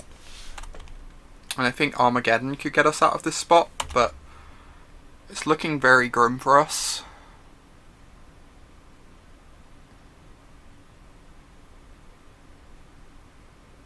Yep, here comes Leovold. And another Strix. This bounces Leovold. They do get to draw a card, but that's probably fine. We're just holding out for Armageddon. Maybe we're meant to not play the land. If we're holding out for Armageddon, we're probably just not meant to play the land, right? That way we can rebuild after the Geddon better. That makes sense.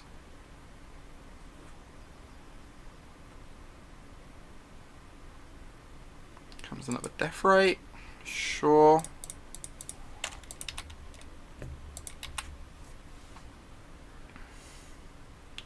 I think I'm just going to take 3 here,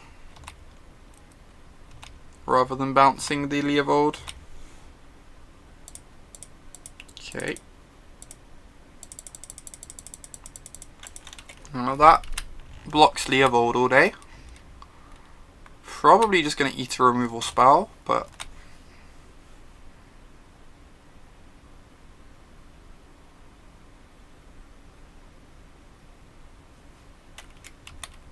Okay, aerial responder down. I guess it can't eat a removal spell because of the Caracas, huh?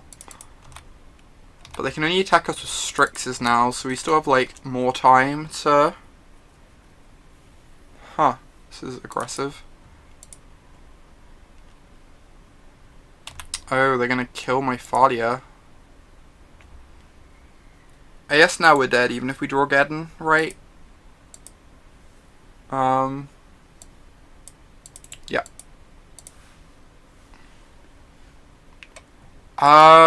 We only have 19 in the deck, Sandro.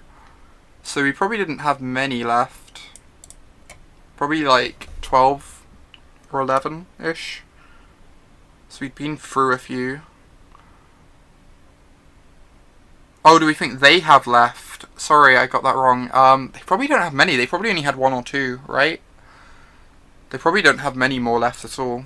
But their board was so dominating there that I don't think we were getting back. Do we want any of the stuff back in? I don't think so. Like, the recruiters are kind of okay. They're certainly a bit slow. But they find more jailers.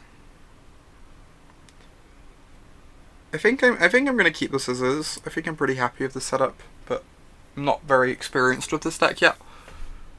So we're gonna go first. This hand is a land away from being great, because then we could turn 1 Chalice or Suppression Field.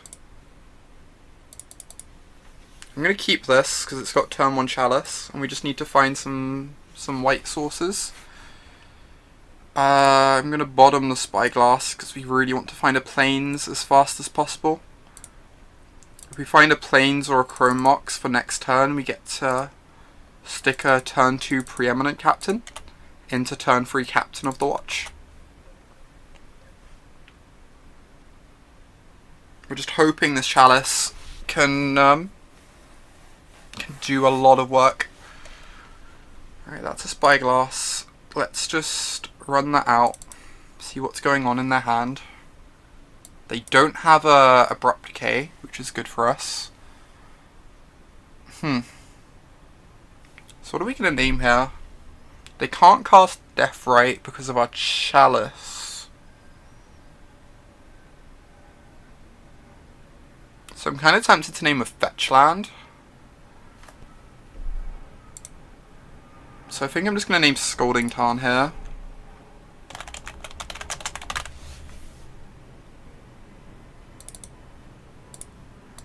Just to try and shut them off extra colours, since they're currently stuck on only blue and red mana.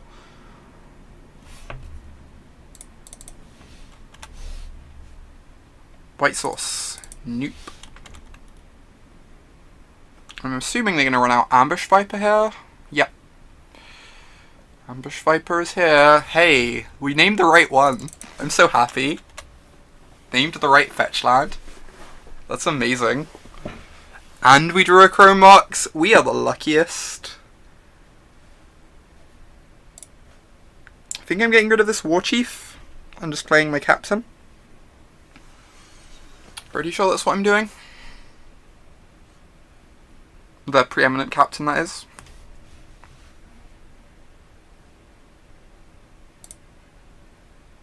I'm going to play out the city too now. I think now is a fine time to play out the city, since now if we draw Plains we can cast this anyway, by floating mana on the city. Alright, let's attack with our Captain, put in this Captain, we can cast a Thalia afterwards. This is kind of living the dream.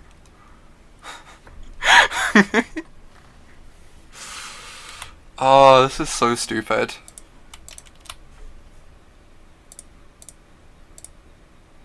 This is like the stupidest thing. Easiest game. Easiest game of our life. Alright, we're 3-1. We are 3-1 with the Soldier Stompy deck. I'm really rooting for the 4-1 because this deck is delightful.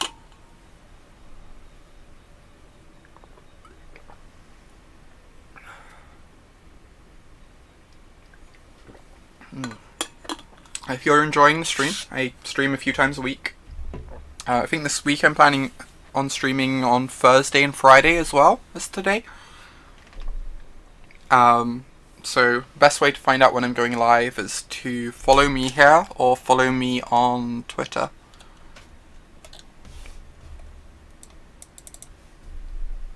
Since I post on Twitter anytime I go live and show the deck lists I'm planning to play.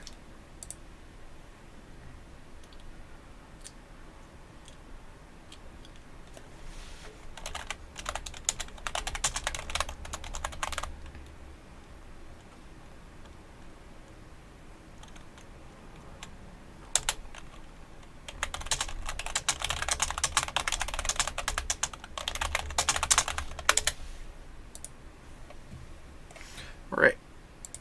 I really hope we can get the 4-1 with this. I'm kind of loving this deck.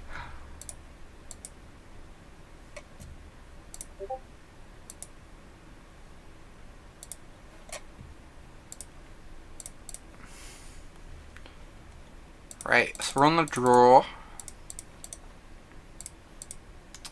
This hand's decent though. We've got a turn 1 suppression field. And if we hit another land, we can start dumping some soldiers in play.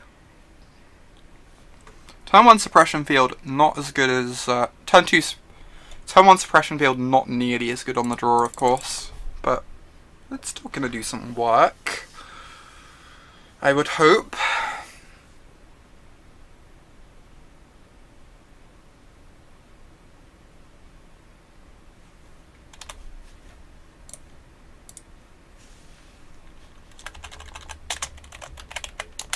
Ooh, we are against the Delver Nemesis. Exciting.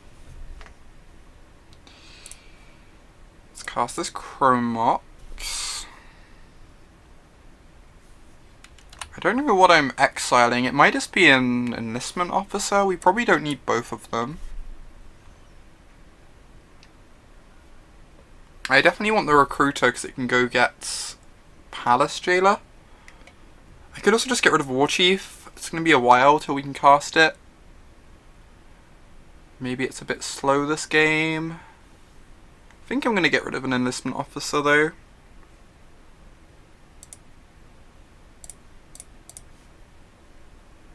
Awesome. Suppression field hits. Hopefully this locks them on lands for a little while. Buys us some time. They don't flip their Delver. Our opponents have been really unlucky with Delver State. Oh, they're on blue-red. They're just on, like, sort of blue-red burn list. Rather than Grixis Delver. Makes these suppression fields a bit worse because they don't have Deathrite Shamans in their deck.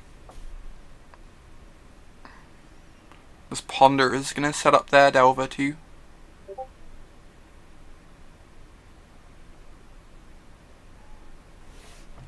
Okay, a Chromox is actually a good draw. It lets us cast something a bit bigger this turn. What am I exiling? Sorry, I will mute Discord.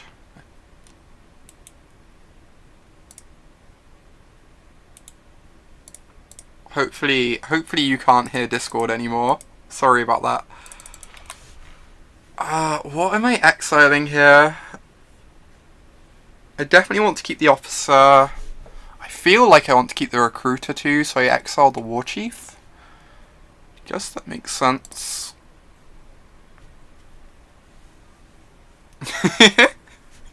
That makes sense, Cambo.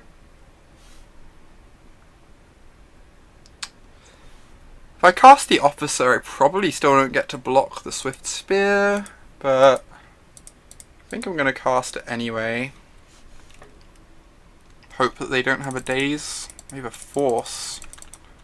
Okay, they pitched their True Name, which is good for us, because True Name is kind of a nightmare. But they're going to be hitting for a bunch now.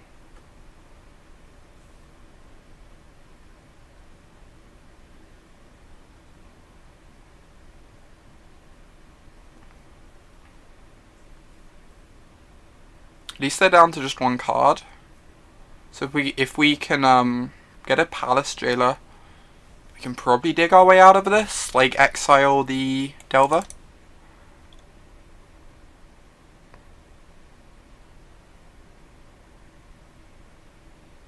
Ooh, this is also good.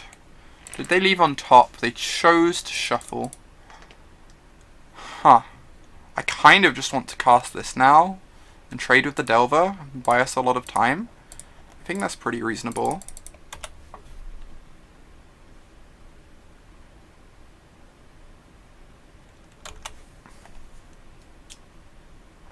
Definitely sad to not have this Daru War Chief now, because then we could make this a 3-5.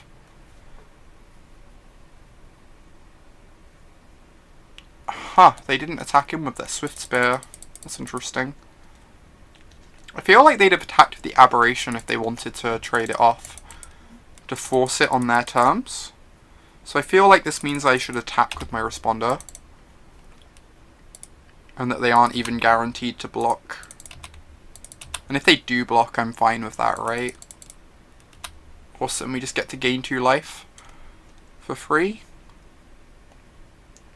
Let's recruit. Probably finding a Palace Jailer here. Oh, they have another Force. Huh. They're now empty-handed though, which is good for us. So it's just like the top of our deck versus the top of theirs. And we have like a whole bunch of Haymakers to draw into. With this aerial Responder pecking across. Apparently we have this Enlistment Officer as well. So I'm going to attack again. If they want to trade, I'm happy with that. It makes Bolt less of a relevant draw for them. And then I'm going to cast my Enlistment Officer.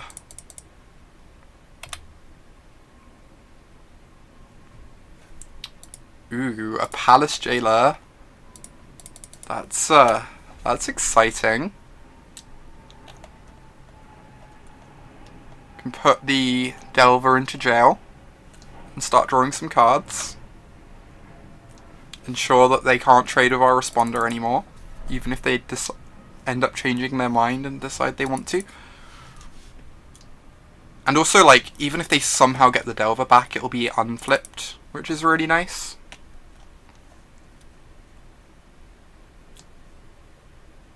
Ooh, they have the Bolt, so they're going to get to attack for 6 this turn.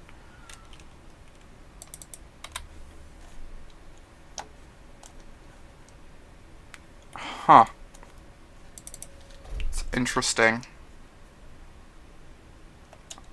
I think I just want to play this on 1 now that I've drawn this, and play the Preeminent Captain, because playing this on 1 shuts off so much of their deck.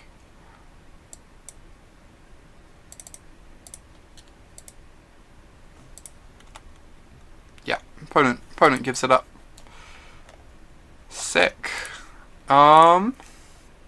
So we're against Blue-Red Delver. What do we want against Blue-Red Delver? So the Holy Lights only really deal with True Name. True Name is a big problem, but they probably don't have many True Names, and we haven't seen Young Pyromancer. I think Young Pyromancer isn't like that common in the Blue-Red list, so I'm kind of leaning towards not boarding in the Holy Light, weirdly. I could see Selfless Squire honestly not being terrible. I could see this not being terrible. Just as like a weirdo fog that makes a big creature. And I could see Ephesworn Canonist being not terrible to mess around with their cantrips. What cards do we want to board out? Do my usual thing of like cutting our war chief. And cut some of this stuff. And board in this. I don't want to board in like too many 4s, but I think a selfless squire sounds kind of decent. Especially if they like invest a bunch of spells into cantrips, into prowess triggers. I think I'm gonna try out this. So we're on the draw again. But it certainly worked out for us last time. Ooh, turn 1 chalice. This is an easy keep. Like the rest of the hand's not very exciting. It's a bit slow, but turn 1 chalice just makes every hand look way better. Just like force them to have a daze or a force, or else the game basically ends. I guess they could also have an abrade, but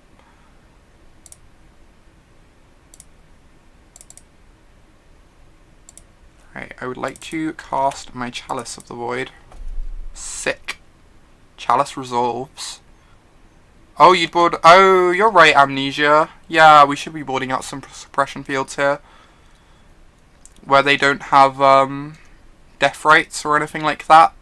The only thing it hits is fetch lands. I feel like suppression field's a bit better on the play, because they could keep a hand that's leaning on fetch lands and then like we shut all of that off. But on the draw, we should definitely be boarding out some. Honestly, we should probably be boarding out some on the play, even if we keep a few more in. I agree with you about that. I'm a bit worried about getting run over by this Delver. We need to draw a Palace Jailer quickly. Or a, or the 2-3. Ugh. Okay. We might be losing this one. The Smash to Smithereens, I think, is, gonna be a bit too much for us to beat this game.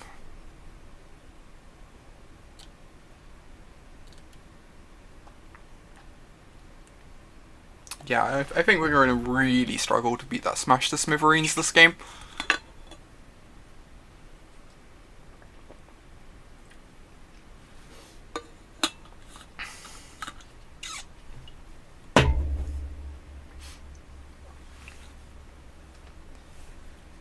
Like, we kind of need to draw the 2-3 quickly, and then just hope they don't have a bolt. Nope. Right. So I guess I'm going to cast an Enlistment Officer. So rough though. Casting the Enlistment Officer means we can then no longer cast a Palace Jailer.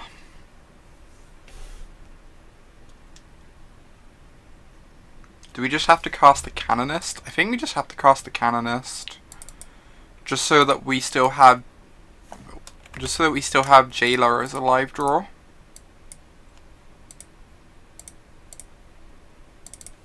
I don't think we can afford to go down to 5 here off our Ancient Tomb.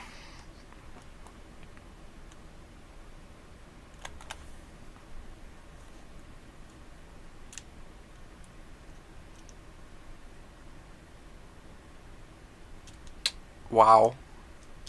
Those Smash to Smithereens have been kind of brutal. Now we have no live draws, I think? Yeah. Okay. That was abrupt. I think I agree that we're meant to trim on suppression fields. And then, like, bring these in. Or bring the Preeminent Captain back in. Let's cut a couple suppression fields for this and this.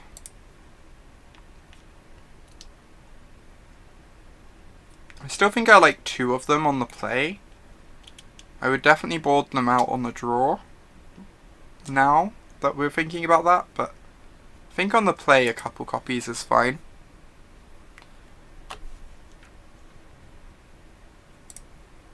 Right. This goes turn 1 suppression field, turn 2 canonist. That's probably good enough to keep There's a chance that this like randomly lines up well against their hand. But at the very least, the Canonist is going to be decent. Like, the hand's not amazing, but I think we have to keep it.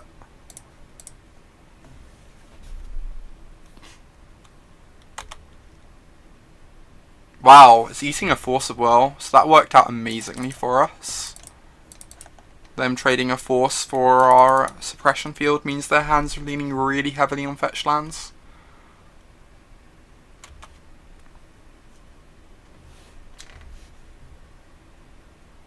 Recruiter.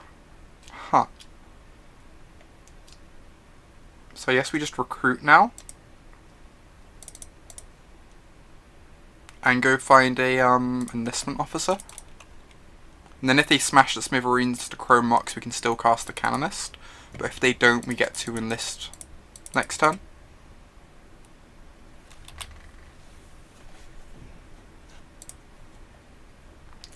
Like, we could definitely get the Palace Jailer here instead. And put any creature they play next turn in jail. It's not unreasonable. Oh, I guess we can't get the enlistment officer, huh? Yeah, we're just going to get the jailer then. We can't get the enlistment officer because it has 3 toughness. And this is the opposite way around from the other recruiter. So I'm just going to get my jailer. That way if they play a critter, we can give ourselves monarchy. Ooh, that's a nice draw. Let's attack for 1 here. And then we're going to cast Chalice first. Because then if they have a Spell Pierce, they can't Spell Pierce the Chalice. And then we'll cast the Canonist afterwards. I'm a bit worried about a True Name Nemesis this game. Our opponent hasn't played a threat yet. Which makes me feel like they have another True Name in play on hand on top of the one they had here. They're exiling the Spell Pierce. Sick. Second Force of the game. Obviously the big problem with True Name is it makes this Palace Jailer a lot worse. Since they get to steal back Monarchy really easily.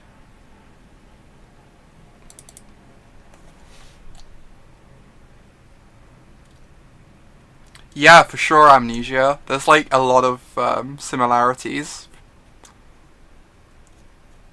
The enlistment officer is actually part of the same cycle as the ringleader,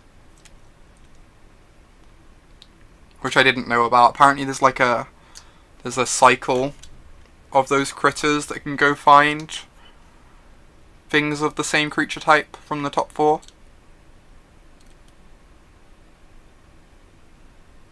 Ooh, Delver. They tapped 2 mana for some reason. I assume they did not mean to do that. Or they wanted to cast 2 spells and forgot about the Canonist. That's also possible. We get to put the Delver in jail next turn, which is going to be amazing. Hey there, Nick. This seems like your kind of nonsense, Nick. We're casting soldiers, and it is great.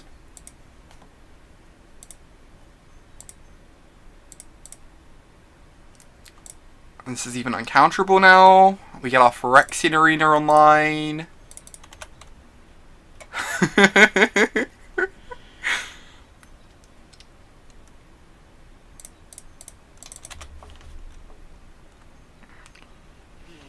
I think we're actually gonna take this match. By the looks of things. Get that 4-1. Oh, awesome, Dr. Muggy. How long have you had it in paper?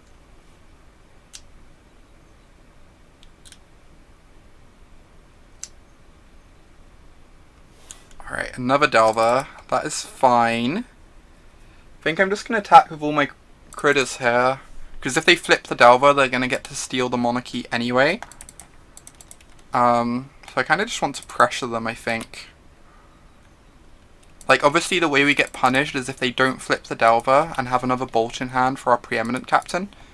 Then they get to steal the Monarchy, but I think that seems fairly unlikely. This is quite literally how how Garfield intended.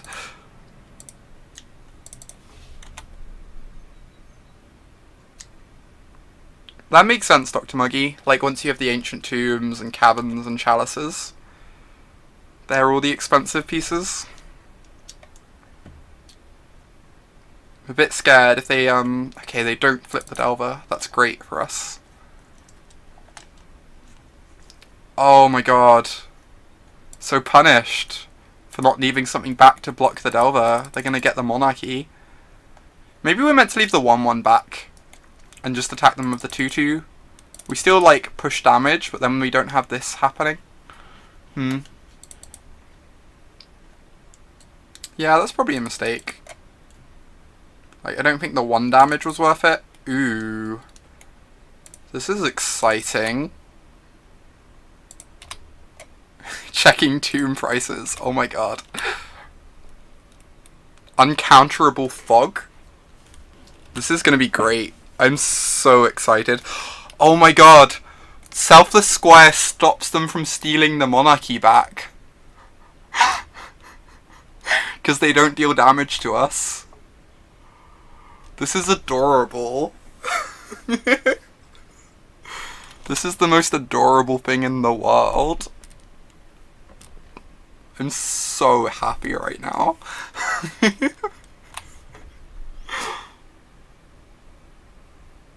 They're gonna attack with both their creatures. That's just good deck building, I know, right? I'm so unreasonably excited about this. Opponent is not going to see it coming. They're like, I've got the Swift Spear, maybe I have a chance. My opponent seems to have been bricking. Arc Trail. Jeez. Oh. And we get a 6/6 as well. This is amazing. This is everything I've ever wanted in life.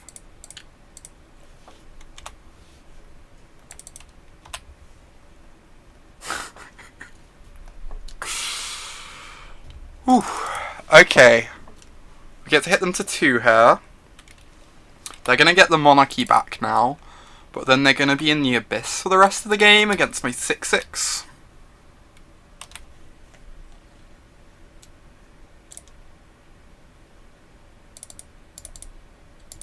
I guess we should have put that one on human, right? So we can make Canonist uncounterable.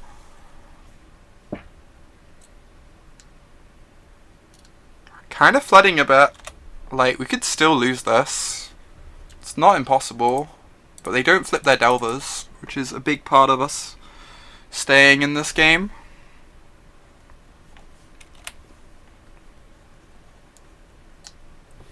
Chumping our Selfless Squire means they're going to stop us from getting Monarchy back, which is a bit annoying.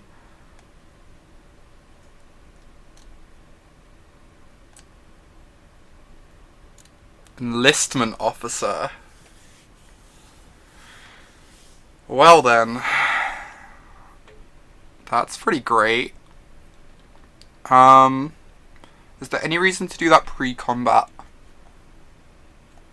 I don't think so. We only have 1, 2, 3, 4, 5, 6, 7, 8, 9, 10.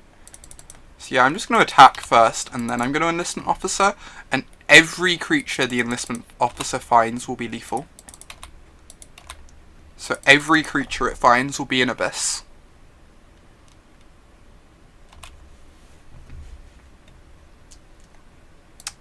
So let's make this uncounterable.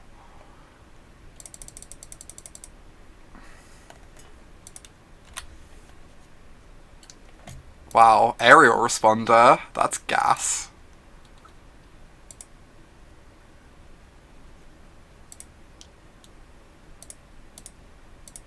I guess I'm not meant to play out the city, but I don't think it really matters. I think I'm just going to play out the aerial responder.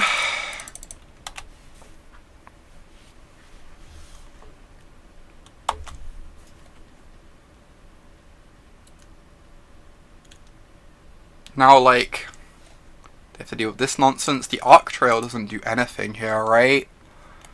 Yeah, that's great for me. Okay, they can chain lightning this down. We've still got 2 abysses here coming across next turn.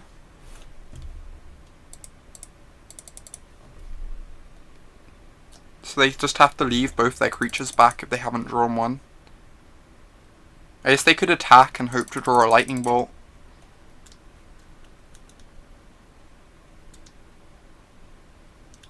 Yeah. Oh my god, we got the 4-1 with Soldier Stompy. Oh my god. That was delightful. That was kind of delightful. Let's open a victory treasure chest.